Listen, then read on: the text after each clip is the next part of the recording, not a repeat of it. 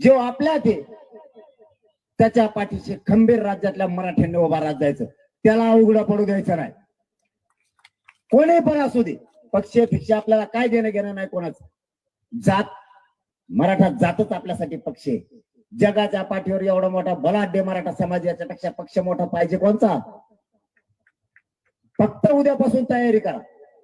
एकाने सुद्धा शांत बसायचं नाही. गावोगावी जाऊन बैठका घेऊन घराघरातल्या मराठ्यांना सांगायचं आणि आंदोलन मात्र शांततेत करायचं.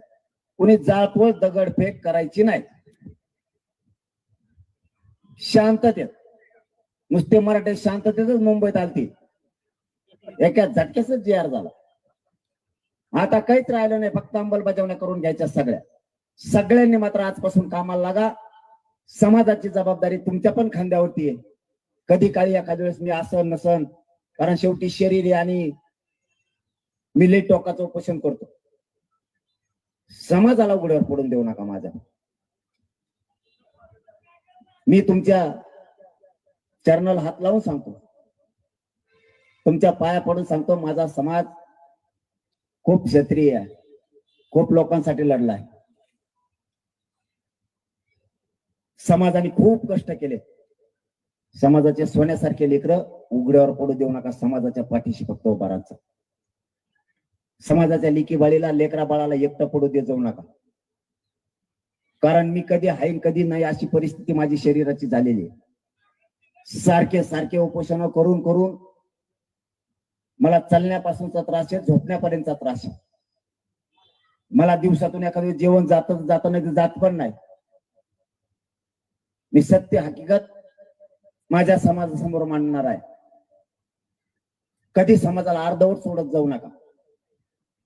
समाजाकडून काही अडचणीत जर तुमच्या कानावरती आल्या तर जबाबदारी खांद्यावर ठेवत जा. समाजाचे सोन्यासारखे लेकरं उघड्यावरती पडून देऊ नका. समाज वाचवायचा आणि समाज मोठा करायचा, यासाठी सगळ्यांनी एकमेकाला मदत सहकार्य पण करत जायचं आणि समाज हळूहळू हळूहळू आपल्याला उंचीवरती न्यायचा.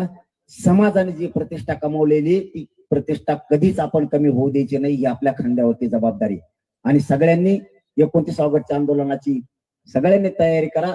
जिल्हा आणि राज्यभर सांगा मला आता पुढेही कार्यक्रमासाठी जायचंय. तुम्ही इतक्या ताकदीने जमलात, खरंच तुमचा मनापासून मी नतमस्तक आहे. मराठा समाज तुमचा उपकार कधीच विसरणार नाही. धन्यवाद. सगळ्यांना जय शिवराय.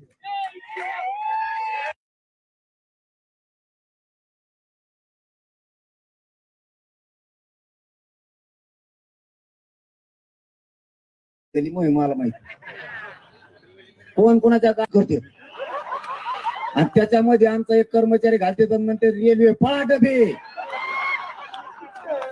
सगळं रेल्वे स्थानक बेजार झालं म्हणून कोणाच ऐकत नाही. ते 2 म्हातारे दारात बसतेत, म्हणले रात झाली ती उठतच नाही. एकदाच मुंबईला गेले, शप्प सांगतो तुम्हाला, खोटं बोलत नाही, ते पोलिसाचा गाडा असतो ना, तो पळवतो. मला पहिल्यांदा झाला होता चाकावर असते म्हणून. ते म्हणायचे आमच्या गाड्या घेऊन पळत येत. म्हणलं ते पळवतच कस काय पण? ते म्हणजे त्याला चाक असते. मला काय पोटतंय त्या रे. नुसते मराठे मुंबईत घुसले तर अर्धे मंत्री मुंबईत बाहेर होते. मला वाटतं सावरगाव मध्ये का कुठं तरी सांगितलंय, मुंबईतले अर्धे मंत्री गेले होते. मी परवा सांगितलं. यांच्यात अंतर्गत ठरलं होतं, अजितदादा, शिंदे साहेब आणि फडणवीस साहेब, हयात नसणाऱ्या माणसाबद्दल माणसाने कधी खोटं बोलू नाही. दादा समजा आपल्यात नाहीये. यांच्यात ठरलं होतं की दौरे सगळे रद्द, कोणी दौऱ्यावर जायचं नाही. सगळ्या मंत्र्यांनी मुंबईत आंदोलन आहे तर मराठ्याचं थांबायचं, यांचं ठरलेलं अंतर्गत. मला झालं माहित, मायरोबी मराठ्याचे मंत्री आमदार प्रेम करणार आहेत. हो ना, त्यावेळेस सांगत आमचं असं असं ठरलं. म्हणलं ओके, तू गप्प बसा, तू नाव नाही घे. मला सांगणारे फक्त म्हणजे तो पाया पडतो, नाव घेऊ नको, नाही तर लयच वाजत आहे. अधिकारी माझ्यावर माया करते, कारण मी त्यांच्या लेकरा बाळासाठी लढतो. तेही काय ठरलं हळूच सांगतो. यांचं ठरलं मुंबईच्या बाहेर जायचं नाही, पण मराठ्याच्या पोराचा अवतार बघितला. फडणवीस 11 वाजता नागपूर, शिंदे साहेब आले, म्हणले फडणवीस साहेब कुठे गेले? ते म्हणले नागपूर. ते म्हणले दौरे तर कोणाच येत नाहीत, नागपूरला काय गेले? ते म्हणले काय माहिती, अंतर्गत काही असण्याची शक्यता आहे.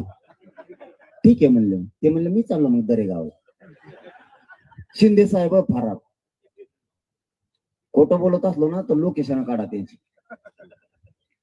अजित दादा आले, अरे ते म्हणले फडणवीस साहेब एकनाथ शिंदे साहेब कुठे? ते म्हणले ते गेले दरेगावला नागपूरला. आणि ते म्हणले मला रट्टे काय ठेवलं काय एकट्या लिहिलं.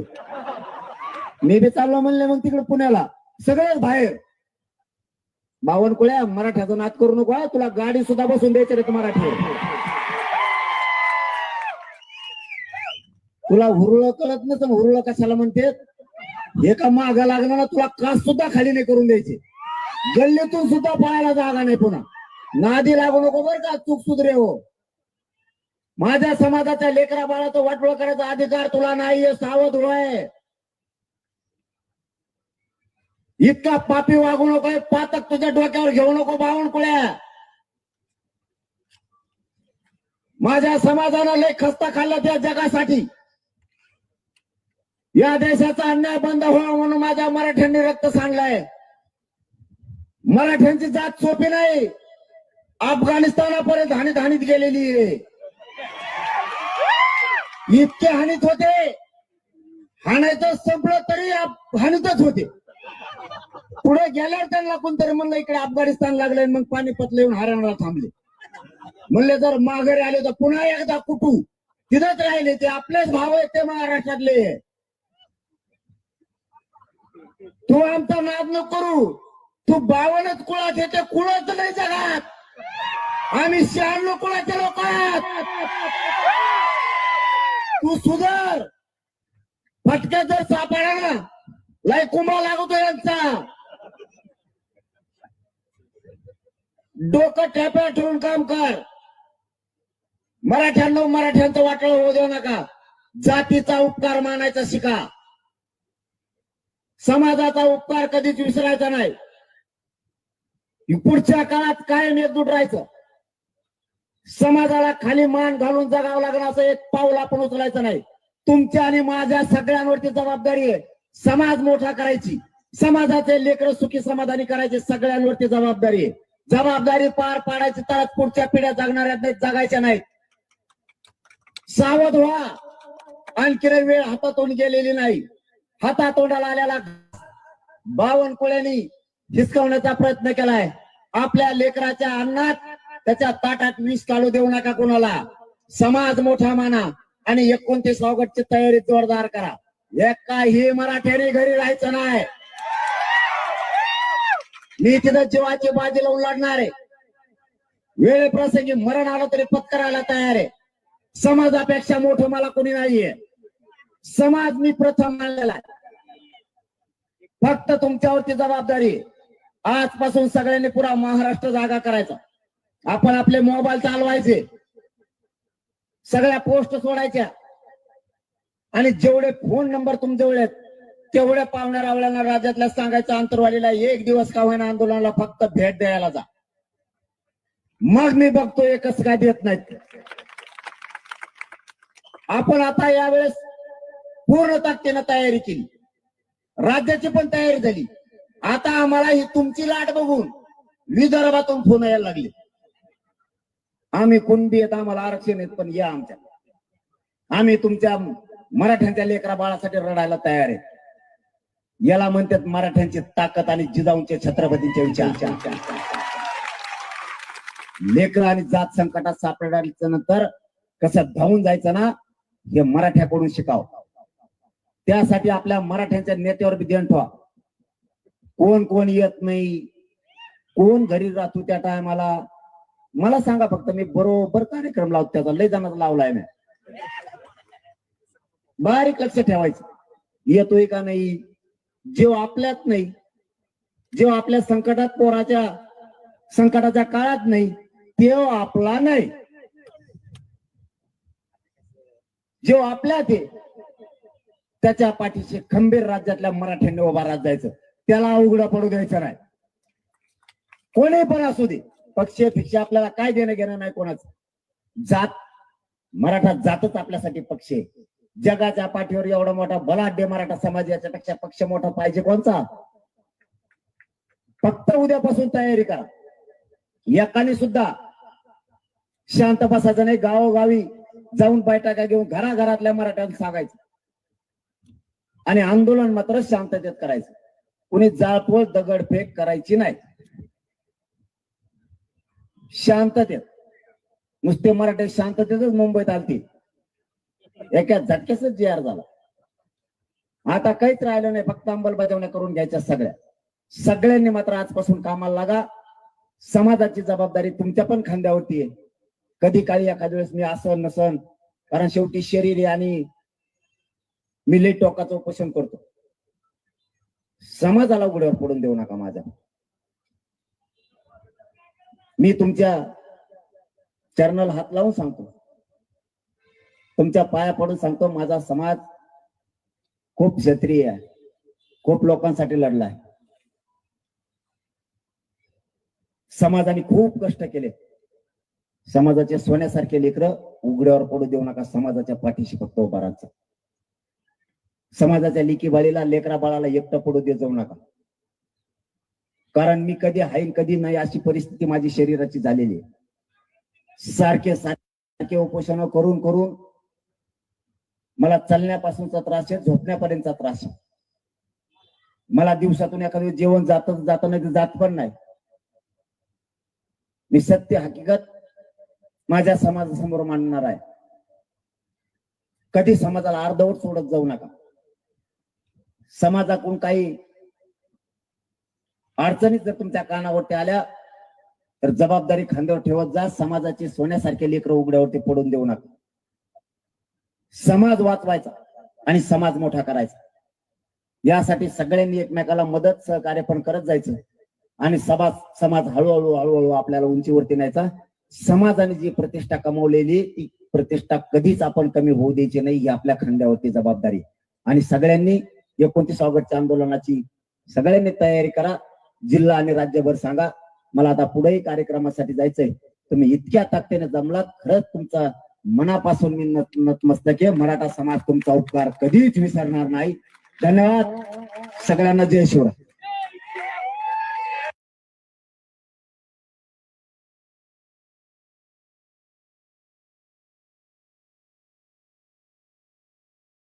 मला माहिती कोण कोणाच्या काय करते. आणि त्याच्यामध्ये आमचा एक कर्मचारी घालते तर म्हणते रेल्वे पळाडबे. सगळं रेल्वे स्थानक बेजार झालं म्हणून कोणाच ऐकत नाही. ते 2 म्हातारे दारात बसतेत म्हणले रात झाली ती उठतच नाही. एकदाच मुंबईला गेले, शपथ सांगतो तुम्हाला खोटं बोलत नाही, ते पोलिसाचा गाडा असतो ना तो पळवतो मला पहिल्यांदा झाला होता चाकावर असते म्हणून. ते म्हणायचे आमच्या गाड्या घेऊन पळत येत. मला ते पळतच कस काय पण. ते म्हणजे त्याला चाक असते. मला काय पोटतय त्या रे. नुसते मराठे मुंबईत घुसले तर 8 मंत्री मुंबईत बाहेर होते. मला वाटतं सावरगाव मध्ये का कुठंतरी सांगितलंय मुंबईतले अर्धे मंत्री गेले होते. मी परवा सांगितलं. यांच्यात अंतर्गत ठरलं होतं. अजितदादा, शिंदे साहेब आणि फडणवीस साहेब हयात नसणाऱ्या माणसाबद्दल माणसाने कधी खोटं बोलू नाही. दादा समजा आपल्यात नाहीये. यांच्यात ठरलं होतं की दौरे सगळे रद्द. कोणी दौऱ्यावर जायचं नाही. सगळ्या मंत्र्यांनी मुंबईत आंदोलन आहे तर मराठ्याचं थांबायचं. यांचं ठरलेलं अंतर्गत. मला झालं माहित मायरोबी मराठ्याचे मंत्री आमदार प्रेम करणार येत. हो ना. त्यावेळेस सांगत आमचं असं असं ठरलं. म्हणलं ओके तू गप्प बसा, तू नाव नाही घे. मला सांगणारे फक्त म्हणजे तो पाया पडतो, नाव घेऊ नको नाही तर लयच वाजत आहे. काय करते कारण मी त्यांच्या लेकरा बाळासाठी लढतो. तेही काय ठरलं हळूच सांगते. यांचं ठरलं मुंबईच्या बाहेर जायचं नाही. आणि मराठ्याचा पोराचा अवतार बघितला. फडणवीस 11 वाजता नागपूर. शिंदे साहेब आले म्हणले फडणवीस साहेब कुठे गेले. ते म्हणले नागपूर. ते म्हणले दौरे तर कोणाच येत नाही, नागपूरला काय गेले. ते म्हणले काय माहिती अंतर्गत काही असण्याची शक्यता आहे. ठीक आहे म्हणलं. ते म्हणलं मी चाललो मग दरेगाव. शिंदे साहेब फरार. खोटं बोलत असलो ना तर लोकेशन काढा त्यांची. अजित दादा आले. अरे ते म्हणले फडणवीस साहेब एकनाथ शिंदे साहेब कुठे? ते म्हणले ते गेले दरेगावला नागपूरला. आणि ते म्हणले मला रट्टे काल ठेवलं काय एकट्या लिहिलं. मी बी चाललो म्हणले मग तिकडे पुण्याला. सगळेच बाहेर. बावनकुळ्या मराठ्याचा नाद करू नको, तुला गाडी सुद्धा बसून द्यायचं रे मराठी. तुला हुरळ कळत नसतं, हुरळ कशाला म्हणते? एका माग लागला ना तुला कास सुद्धा खाली नाही करून द्यायचे. गल्लीतून सुद्धा पाहायला जागा नाही. पुन्हा नादी लागू नको बर का, चूक सुधरे हो. माझ्या समाजाच्या लेकरा बाळाचं वाटोळ करायचा अधिकार तुला नाहीये, सावध होय.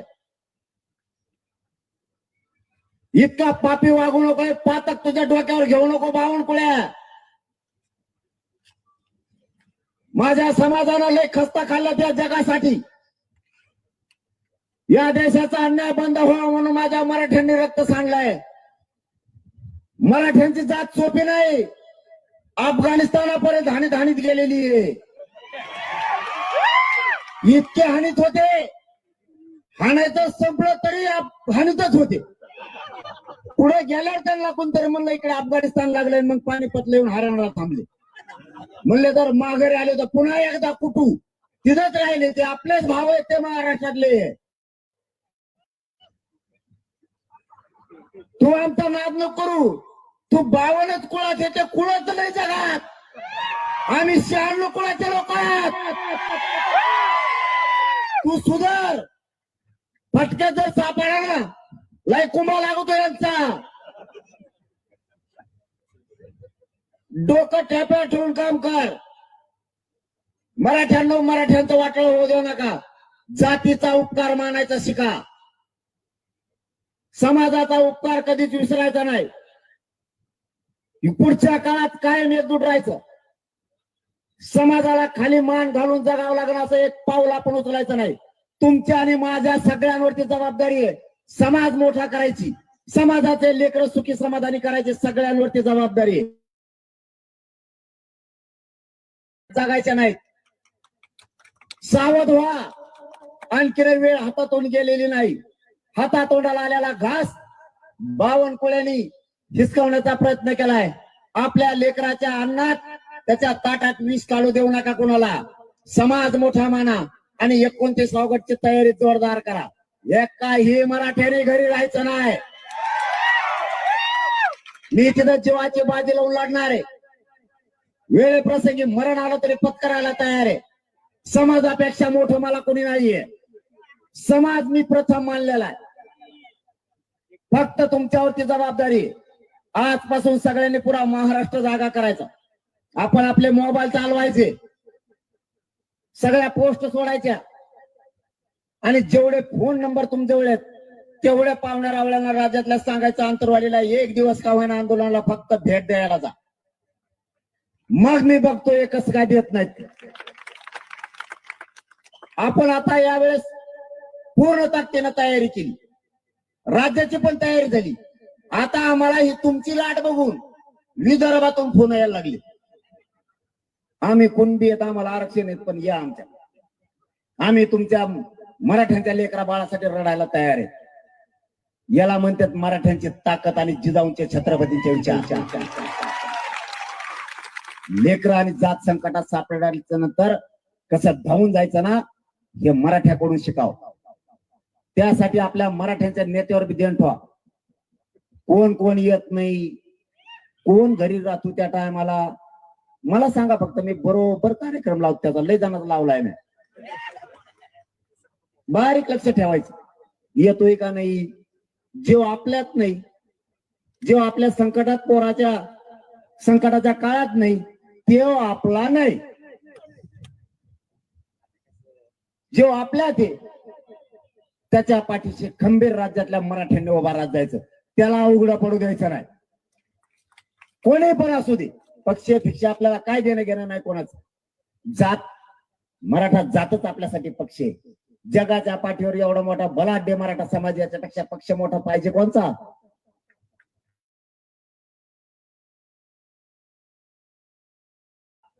शांत बसायचं नाही. गावोगावी जाऊन बैठका घेऊन घराघरातल्या मराठ्यांना सांगायचं आणि आंदोलन मात्र शांततेत करायचं. कुणी जाळपोळ दगडफेक करायची नाही. शांततेत. नुसते मराठे शांततेतच मुंबईत आलती. एका झटक्याच जी आर झाला. आता काहीच राहिलं नाही, फक्त अंमलबजावण्या करून घ्यायच्या सगळ्यांनी मात्र आजपासून कामाला लागा. समाजाची जबाबदारी तुमच्या पण खांद्यावरती आहे. कधी काळी एखाद्या वेळेस मी असन नसन, कारण शेवटी शरीर आहे आणि मी लई टोकाचं उपोषण करतो.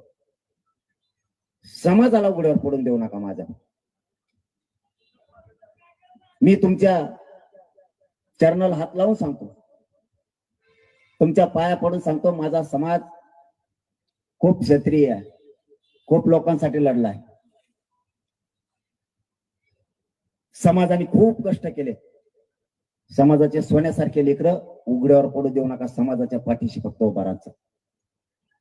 समाजाच्या लेकी बाळीला, लेकरा बाळाला एकटं पडू दे जाऊ नका. कारण मी कधी हाईन कधी नाही अशी परिस्थिती माझी शरीराची झालेली आहे.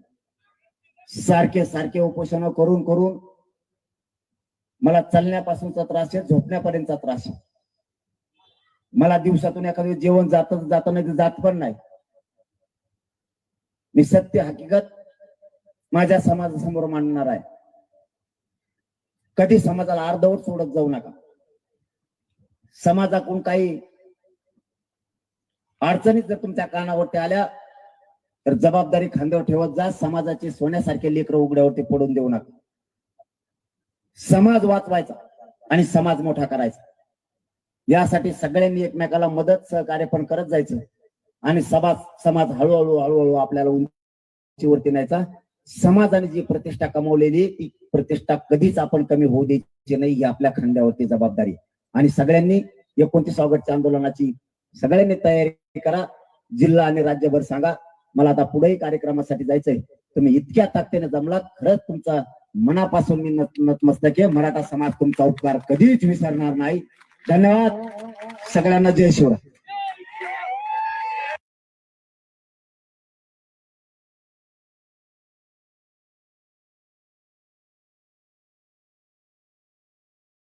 मला माहिती कोण कोणाच्या काय करते. आणि त्याच्यामध्ये आमचा एक कर्मचारी घालते तर म्हणते रेल्वे पळा डबे.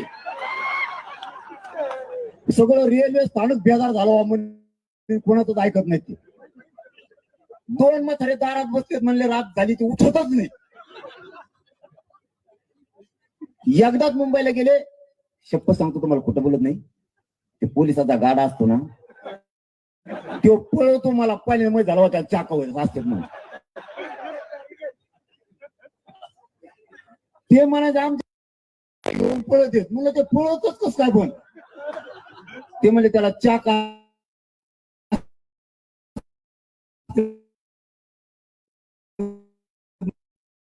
मुंबईत घुसले तर 8 मंत्री मुंबईत बाहेर होतो.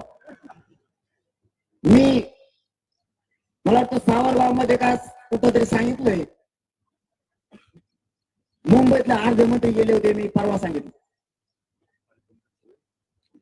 यांच्यात आमच्यात ठरलं होतं अजितदादा, शिंदे साहेब आणि फडणवीस साहेब हयात नसणाऱ्या माणसाबद्दल माणसाने कधी खोटं बोलू नाही. दादा समजा आपल्यात नाहीये. यांच्यात ठरलं होतं की दौरे सगळे रद्द. कोणी दौऱ्यावर जायचं नाही. सगळ्या मंत्र्यांनी मुंबईत आंदोलन आहे तर मराठ्याचं थांबायचं यांचं ठरलेलं अंतर्गत. मला झालं माहित माझ्या मराठ्याचे मंत्री आमच्याकडे प्रेम करणार येतो. हो ना, त्यावेळेस सांगत आमचं असं असं ठरलं. म्हणजे ओके तू बसा, तो नाव नाही घे. मला सांगणारे फक्त म्हणजे पाय पडतो नाव घेऊ नको नाही तर लयच वाजत आहे. अधिकारी माझ्यावर माया करते कारण मी त्यांच्या लेकरा बाळासाठी लढतो. तेही काय ठरलं हळूच सांगतो. यांचं ठरलं मुंबईच्या बाहेर जायचं नाही. मराठ्याचा पोराचा अवतार बघितला. फडणवीस 11 वाजताच नागपूर. शिंदे साहेब आले म्हणले फडणवीस साहेब कुठे गेले. ते म्हणजे नागपूर. ते म्हणजे दौरे तर कुणाच नाही नागपूरला काय गेले. ते म्हणलं काय नाही अंतर्गत काही असण्याची शक्यता आहे. ठीक आहे म्हणलं. ते म्हणलं मी चाललो मग दरेगाव. शिंदे साहेब फरार. खोटं बोलत असलो ना तर लोकेशन काढा त्यांची. अजित दादा आले. अरे ते म्हणले फडणवीस साहेब एकनाथ शिंदे साहेब कुठे? ते म्हणले ते गेले बेरेगावला नागपूरला. आणि ते म्हणले मला रस्ते काय ठेवलं काय एकट्याने. मी ते चालला म्हणले मग तिकडे पुण्याला सगळ्यात बाहेर.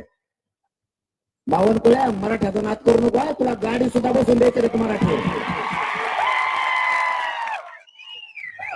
तुला हुरळ कळत नसतं, हुरळ कशाला म्हणते? एका मागा लागणार तुला कास सुद्धा खाली नाही करून द्यायची. गल्लीतून सुद्धा पळायला जागा नाही. पुन्हा नादी लागू नको बरं का, चूक सुधरे हो. माझ्या समाजाच्या लेकरा बाळाचं वाटोळ करायचा अधिकार तुला नाहीये, सावध होय. इतका पापी वागू नको, पातक तुझ्या डोक्यावर घेऊ नको बावनकुळ्या. माझ्या समाजाला लय खस्ता खाल्ला त्या जगासाठी. या देशाचा अन्याय बंद व्हावा म्हणून माझ्या मराठ्यांनी रक्त सांडलाय. मराठ्यांची जात सोपी नाही. अफगाणिस्तानापर्यंत हानीत हानीत गेलेली आहे. इतके हानीत होते, हाणायचं संपलं तरी हानीतच होते. पुढे गेल्यावर त्यांना कोणतरी म्हणलं इकडे अफगाणिस्तान लागले, मग पानिपत येऊन हरियाणाला थांबले. म्हणले जर माघारी आले तर पुन्हा एकदा कुठून तिथंच राहिले. ते आपलेच भाव आहेत ते महाराष्ट्रातले. तू आमचा नाद न करू. तू 52 कुळात येते, कुळाच नाही जगात. आम्ही 96 कुळाचे लोक आहेत. तू सुधार. फटक्यात जर सापडा ना लय कुंभा लागतो यांचा. डोकं ठेप्यावर ठेवून काम कर. मराठ्यांचं वाटलं होऊ देऊ नका. जातीचा उपकार मानायचा शिका. समाजाचा उपकार कधीच विसरायचा नाही. पुढच्या काळात कायम एकजूट राहायचं. समाजाला खाली मान घालून जगावं लागणार असं एक पाऊल आपण उचलायचं नाही. तुमच्या आणि माझ्या सगळ्यांवरची जबाबदारी आहे समाज मोठा करायची. समाजाचे लेकरं सुखी समाधानी करायचे सगळ्यांवरती जबाबदारी आहे.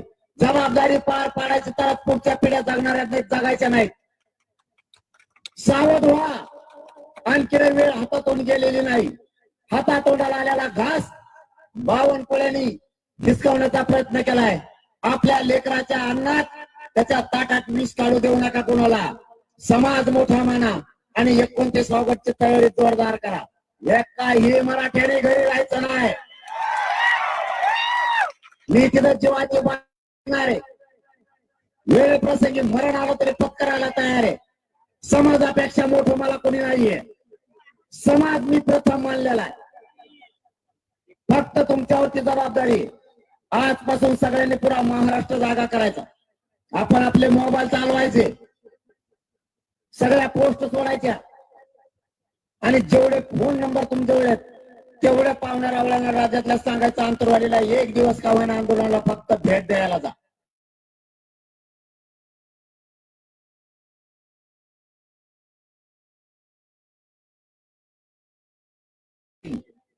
राज्याची पण तयारी झाली. तुमची लाट बघून विदर्भातून फोन यायला लागले. आम्ही कुणबी येत, आम्हाला आरक्षण येत, पण या आमच्या. आम्ही तुमच्या मराठ्यांच्या लेकरा बाळासाठी रडायला तयार आहे. याला म्हणतात मराठ्यांची ताकद आणि जिजाऊंचे छत्रपतींचे विचार. लेकर आणि जात संकटात सापडल्याच्या नंतर कसं धावून जायचं ना हे मराठ्याकडून शिकावं. त्यासाठी आपल्या मराठ्यांच्या नेत्यावर ध्यान ठेवा.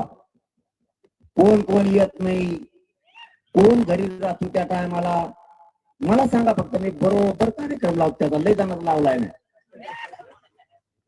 बारीक लक्ष ठेवायचं. येतोय का नाही. जेव्हा आपल्यात नाही, जेव्हा आपल्या संकटाच्या काळात नाही तेव्हा आपला नाही. जेव्हा आपल्यात आहे त्याच्या पाठीशी खंबीर राज्यातल्या मराठ्यांनी उभा राहत जायचं. त्याला उघडा पडू द्यायचं नाही. कोणी पण असू दे. पक्ष भिक्ष आपल्याला काय देणं घेणं नाही कोणाचं. जात मराठा जातच आपल्यासाठी पक्ष आहे. जगाच्या पाठीवर एवढा मोठा बलाढ्य मराठा समाज याच्यापेक्षा पक्ष मोठा पाहिजे कोणचा. फक्त उद्यापासून तयारी करा. एकाने सुद्धा शांत बसायचं नाही. गावोगावी जाऊन बैठका घेऊन घराघरातल्या मराठ्यांना सांगायचं आणि आंदोलन मात्र शांततेत करायचं. कुणी जाळपोळ दगडफेक करायची नाही. शांततेत, नुसते मराठी शांततेतच मुंबईत आलती, एका झटक्याच जी आर झाला. आता काहीच राहिलं नाही, फक्त अंमलबजावण्या करून घ्यायच्या सगळ्यांनी मात्र आजपासून कामाला लागा. समाजाची जबाबदारी तुमच्या पण खांद्यावरती आहे. कधी काळी एखाद्या वेळेस मी असं नसन, कारण शेवटी शरीर आणि मी लई टोकाचं उपोषण करतो. समाजाला उघड्यावर पडून देऊ नका माझ्या.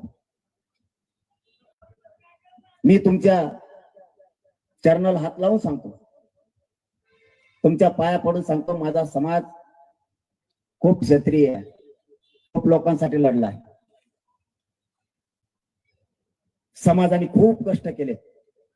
समाजाचे सोन्यासारखे लेकरं उघड्यावर पडू देऊ नका. समाजाच्या पाठीशी फक्त उभा राहायचं.